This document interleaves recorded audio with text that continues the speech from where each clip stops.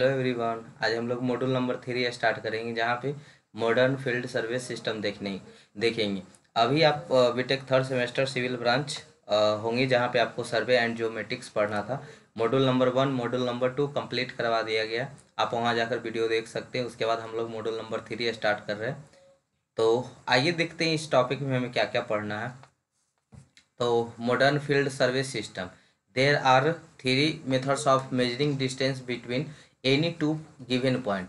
जो आपके जो मेजरमेंट अगर मॉड्यूल नंबर 1 और 2 कंप्लीट होगा तो कोई दिक्कत नहीं होगा, ऐसे भी कोई दिक्कत नहीं होगा अगर आप डायरेक्ट इस चैप्टर पढ़ रहे हैं। फिर भी तो मतलब थोड़ा बहुत पीछे का चीज़ें आ सकती है, थोड़ा बहुत 5%, ठीक है।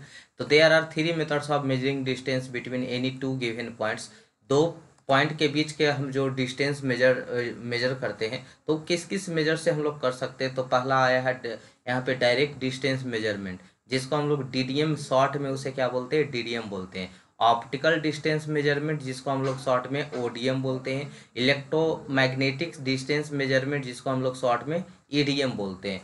तो आपके पास तीन तरह का मेजर करने का तरीका होता है, जैसे डायरेक्ट डिस्टेंस हो गया, direct distance measurement DDM, optical distance measurement ODM, और इलेक्ट्रोमैग्नेटिक डिस्टेंस मेजरमेंट जिसे हम लोग क्या कहते हैं, ईडीएम कहते हैं। और ये है क्या कि दो पॉइंट के बीच के डिस्टेंस को मेजर करने का तरीका है।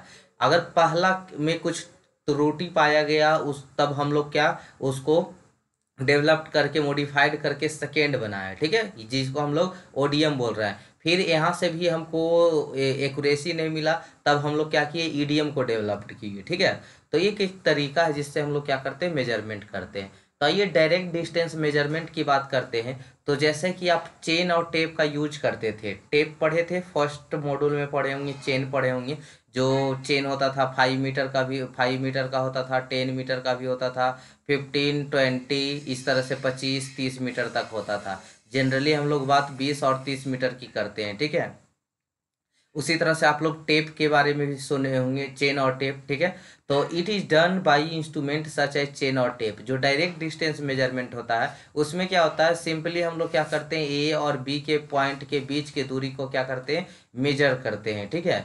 और उसे ही हम लोग क्या कहते हैं, डायरेक्ट डिस्टेंस मेजरमेंट कहते हैं। ए किसके लिए सूटेबल है, तो ये प्लेन ग्राउंड के लिए सूटेबल है। जहाँ प्लेन एरियाज है, जहाँ पे आप वो सर्वे कर रहे हैं वहाँ पे प्लेन एरिया है, वहाँ के लिए सूटेबल है डायरेक्ट डिस्टेंस मेजरमेंट। क्लियर है।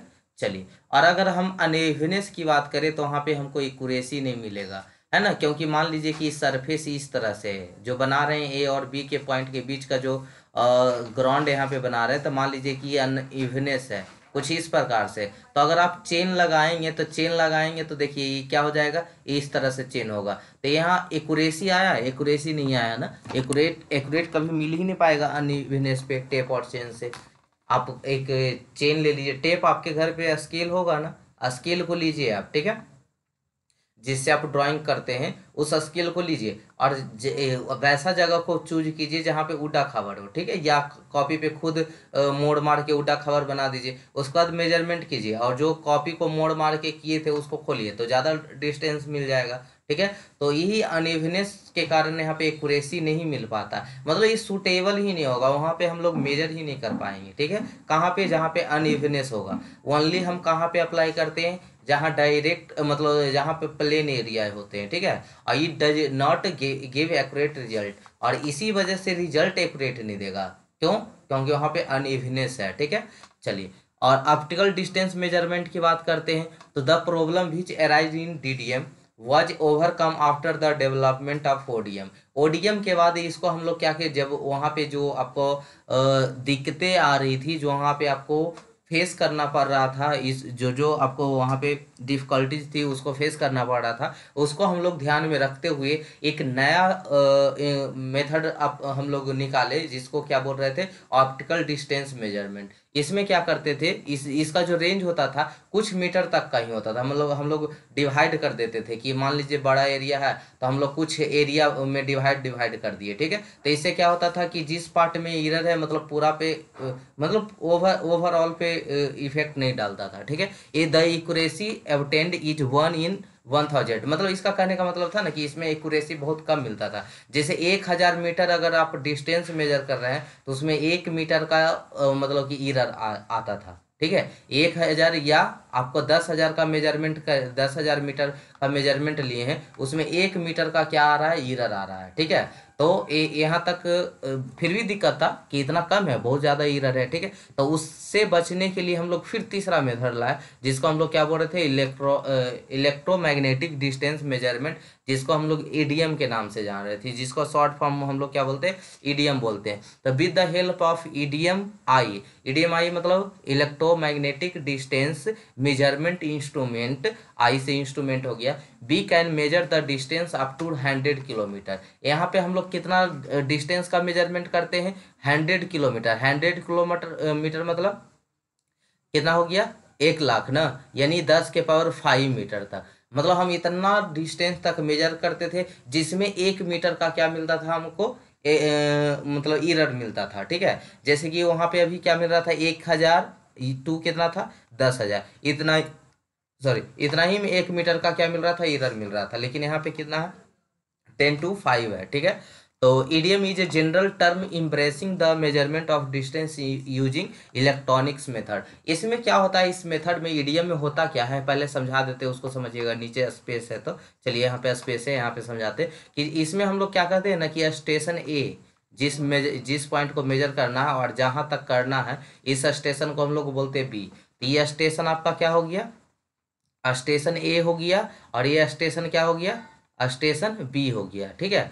तो स्टेशन ए पे इंस्ट्रूमेंट लगा देते हैं, स्टेशन ए पर हम लोग एक इंस्ट्रूमेंट लगा देते हैं, एक सेकेंड, और यहाँ पे एक इंस्ट्रूमेंट लगा देते हैं, 2 इंस्ट्रूमेंट लगाते हैं, ठीक है, ये दोनों के बीच में। यहाँ पे ट्रांसमीटर लगाते हैं, यहाँ पे क्या लगाते हैं, ट्रांसमीटर, यहाँ पे क्या लगाते हैं, रिफ्लेक्टर, ठीक है, यहाँ पे क्या लगाते हैं, रिफ्लेक्टर। तो रिफ्लेक्टर, अब ट्रांसमीटर से क्या होता है ना कि ध्यान से समझिएगा, ट्रांसमीटर से क्या होता है ना कि हम लोग वेव भेजते हैं, वेव क्या करते हैं, यहाँ से भेजते हैं, वेव जानते हैं ना सभी, वेव को यहाँ से भेजे, वेव वेव बना देते हैं ना, इसको मिटाते हैं, यहाँ से हम लोग क्या करते हैं, वेव देते हैं, वो कोई भी वेव हो सकता है, रेडियो वेव, इंफ्रावेव, लाइट वेव, ठीक है, किसी भी वेव को हम लोग यहाँ से क्या करते हैं, भेजते हैं। तो वेव को क्या करता है, ये रिफ्लेक्ट करके फिर से ये क्या कर देगा, इसको वापस कर देगा, ठीक है। अच्छा, अब इससे सर्वे कैसे हो गया, ये तो हम ट्रांसमीटर से वेव को भेजे और रिफ्लेक्टर हमको वापस से भेज दिया, तो इसमें हम लोग कैसे बोलेंगे कि मतलब कैसे यहाँ पे सर्वे हुआ।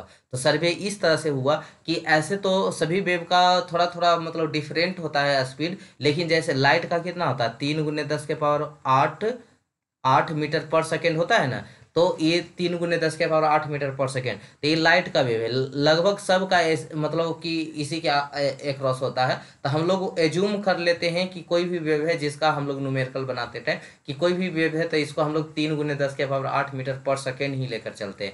तो जब आपको स्पीड दिया हुआ है, यहाँ पे एक स्टॉप वॉच लगा रहता है, ठीक है, स्टॉप वॉच कि कितना टाइम लगा जाने में और आने में, तो उसको टाइम को काउंट कर लिया, टाइम काउंट कर लिया, मान लीजिए लगा 4 सेकेंड, ठीक है, 4 सेकेंड लगा, और ये वेलोसिटी दिया हुआ, तो यहाँ से आप डिस्टेंस नहीं निकाल लेंगे, निकाल लेंगे आराम से, जब आपको वेलोसिटी और टाइम पता हो तो डिस्टेंस वहां से निकाल लेंगे।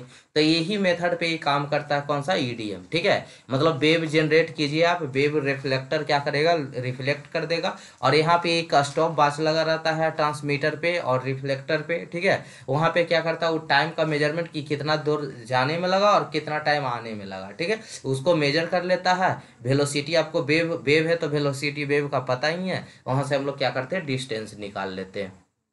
तो इसमें क्या मतलब कि इससे हम लोग को कहाँ बचते हैं कि अनइवनेस रहा तो कोई फर्क पड़ेगा, जमीन इसके नीचे पानी है, जमीन उड़ा है, खावर, कोई फर्क पड़ा हमको, क्या यहाँ से क्या होता है, डायरेक्ट डिस्टेंस मिल जाता है, ठीक है, हमको यहाँ पे एक्यूरेसी बढ़ जाता है। तो इसीलिए हम किसका यूज करते हैं, ईडीएम का यूज करते हैं। तो in electromagnetic method distance are measured with the instrument that rely on propagation, reflection and subsequent reception of the either radio wave, visual light or infrared waves. ये किस पे काम करता है कि ये जो वेव का प्रोपगेशन कैसा है, उसका रिफ्लेक्शन पे काम करता है, और वो वेव कैसा है, रेडियो वेव है, विजुअल रेड है और इंफ्रा रेड है। ठीक है, तो किसी भी प्रकार का वेव रहे हम लोग उसको एज्यूम कर लेते हैं, लाइट स्पीड के बराबर ही कर लेते हैं। There is a more than 50 different EDM system. यहाँ पे अलग अलग मतलब कि सिस्टम है। जैसे पहला मतलब कुछ यहाँ पे चर्चा करेंगे, जियोडेटीमीटर हो गया, टेलुरोमीटर हो गया,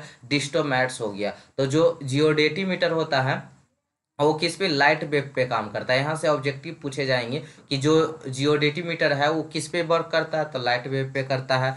टेलुरोमीटर किस पे करता है, रेडियो वेव पे करता है। डिस्टोमैट किस पे करता है, इंफ्रा रेडिएशन वेव पे करता है। ठीक है, तो ये यहाँ से एमसीक्यूज बन सकते हैं। ठीक है, मतलब अगर आप टेलुरोमीटर का यूज कर रहे हैं तो वहाँ पे हम लोग कौन सा वेव को देते हैं, रेडियो वेव को देते हैं। डिस्टोमैट रहा तो हम कौन सा देते हैं, इंफ्रारेड रेडिएशन देते हैं। ठीक है, इंफ्रारेड वेव्स देते हैं। तो इस तरह से हम लोग क्या करते हैं, ईडीएम को पढ़ते हैं। कोई दिक्कत, आगे बढ़े, चलिए।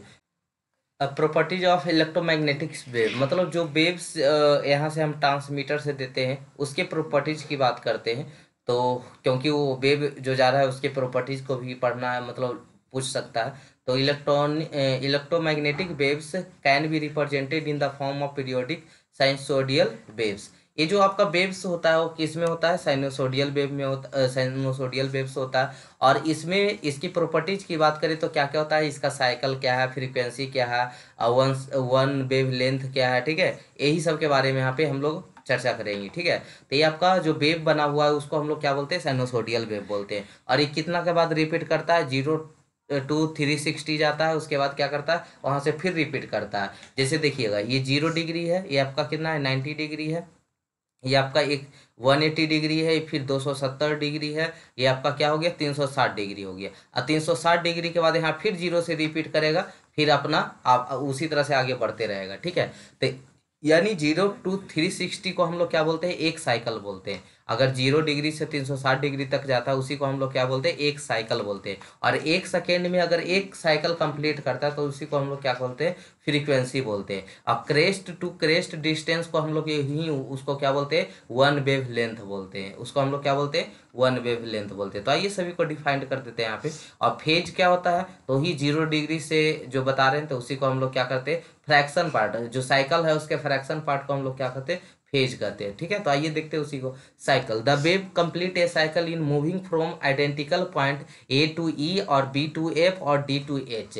इसको अच्छा साइकिल के यहाँ पे नेमिंग से कर दिया है, ए टू ई। ए टू ई मतलब ए से यहाँ से लेके ई तक। तो इससे अच्छा है कि हम आपको ऐसे से समझा दें कि 0 to 360 को हम लोग क्या कहेंगे, एक साइकिल बोलेंगे। ठीक है, कि 0 डिग्री है, फिर ये क्या हो गया आपका 90। ये नेमिंग है, नेमिंग बदल भी सकते हैं आप, नेमिंग कुछ दे सकते हैं, लेकिन ये 0 डिग्री 90 डिग्री तो कभी चेंज नहीं ना होगा। तो 0 डिग्री 90 डिग्री ये कितना हो गया आपका, 180 डिग्री हो गया, 270 डिग्री हो गया। तो इसको हम लोग क्या कहते हैं, वन साइकिल बोलते हैं। 0 to 360 को हम लोग क्या कहते हैं, एक साइकिल बोलते हैं। या ये नेमिंग से बोलिएगा तो ए से ई के डिस्टेंस को हम लोग क्या बोलते हैं, एक साइकिल बोलते हैं। फ्रीक्वेंसी क्या है, तो the number of times wave complete a cycle, कितनी बार एक साइकिल, एक सेकेंड में वो कितनी बार साइकिल क्या किया, कंप्लीट किया, उसी को हम लोग क्या कहते हैं, फ्रीक्वेंसी कहते हैं। It is shown by F and it units hertz, इसका यूनिट होता है फ्रीक्वेंसी का हर्ट्ज होता है। ठीक है, तो आपको भी पता होगा इस चीज। वेव लेंथ क्या है, the length traversed in one cycle by the wave term as wavelength. ठीक है, एक साइकिल में उसका कितना लेंथ है उसको हम लोग क्या कहते हैं, वेव लेंथ बोलते हैं। It is denoted by lambda, its unit is metre. ठीक है, लेंथ है तो मीटर में इसका यूनिट होगा। Time period, the period is the time taken by wave to travel through one cycle और वन वेव लेंथ। एक साइकिल को कंप्लीट करने में कितना टाइम लगा, जिसको हम लोग क्या कहते हैं, टाइम पीरियड कहते हैं। तो the period is the time taken by the wave to travel through one cycle और वन वेवलेंथ। एक वेवलेंथ या एक साइकिल को कंप्लीट होने में कितना टाइम लगा था, जिसे हम लोग क्या कहते हैं, टाइम पीरियड कहते हैं। It is shown by T, it's unit is second. Velocity की बात करें तो the velocity is wave, wave is the distance travel in one second. एक सेकेंड मतलब कि वेव का जो वेलोसिटी है वो एक सेकेंड में कितना ट्रैवल कर रहा है। ठीक है, कितना डिस्टेंस ट्रैवल कर रहा है, उसी को हम लोग का क्या कहते हैं, वेलोसिटी कहते हैं। तो F lambda T can all vary according to wave producing source. Velocity of wave में बी एज्यूम्ड एज 3 × 10⁸ मीटर/सेकेंड। मतलब जो वेलोसिटी ऑफ वेव है तो हम उसको एज्यूम कर सकते हैं कितना, लाइट स्पीड के बराबर कर सकते हैं, ठीक है। इट डिनोटेड बाई सी, ठीक है। और तो जिसको हम लोग क्या बोलते हैं, फ्रीक्वेंसी इजिकल टू C/λ। इस पे आप केमिस्ट्री में खूब सारा क्वेश्चन किए होंगे, है ना, याद आया। चलिए, नहीं याद आया कोई बात नहीं। फेज क्या होता है, तो हम लोग क्या करते हैं कि जो आपका वेवलेंथ था उसके फ्रैक्शन पार्ट को मेजर करते हैं, जिसको हम लोग क्या करते हैं, फेज कहते हैं। तो it is the convenient method of identify the fraction of wavelength in EDM. Wavelength has phase ranging from 0 to 360। जैसे ये अभी आपको डायग्राम बना के दिखा रहे थे, 0 डिग्री हो गया, फिर यहाँ पे 90 डिग्री हो गया। तो ये मान लीजिए इसको हम 0 से 90, तो एक फेज हो गया, इसी को हम लोग फेज बोल रहे हैं। हमको ये पूरा फेज लेना है, तो 0 से 180 डिग्री हो गया, फिर 270 डिग्री हो गया। तो अब फेज, इसी को हम लोग क्या कहते हैं, फेज कहते हैं, ठीक है। तो ठीक है, आज इतना ही तक रहने देते हैं, बाकी टोटल स्टेशन कल से स्टार्ट करेंगे, ठीक है। तो थैंक यू सो मच यहाँ तक बने रहने के लिए। मिलते हैं हम लोग नेक्स्ट एपिसोड में, जहाँ से हम लोग क्या करेंगे, टोटल स्टेशन को स्टार्ट करेंगे, ठीक है।